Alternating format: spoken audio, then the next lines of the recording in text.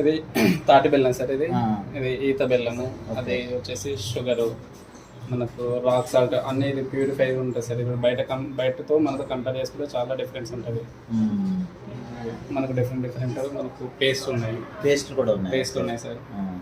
Already అన్ని ఇంట్లో వాడేటి అన్ని ఇంట్లో వాడేటి సార్. Natural, healthy.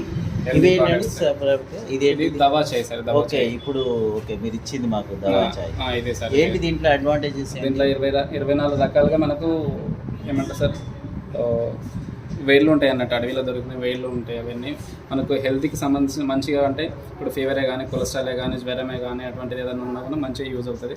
200 రకాల మన రోగాలకు కూడా మంచిగా యూజ్ అవుతుంది సార్ ఇది. ఓకే, మంచి వనమూలికలతో టీ అన్నమాట ఇది. ఓకే, ఇది బెల్లము.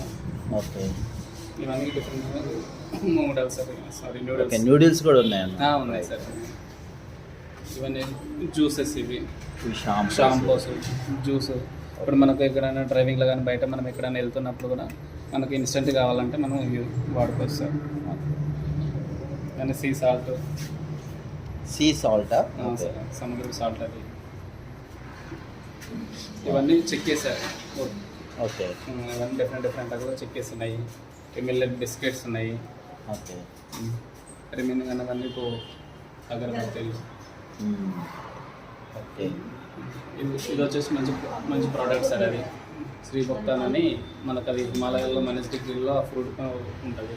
దాంతో తయారు చేసింది. మనకి ఎట్లా ఉంటుందంటే రోజు ఒక చిటికెడు మార్నింగ్ వామ్ వాటర్లో కలుపుకున్న తర్వాత డే అంతా కొంచెం హెల్తీగా ఉంటుంది సార్. అది కొంచెం బ్లడ్ తక్కువ ఉన్న వాళ్ళకు కూడా చాలా యూస్ఫుల్.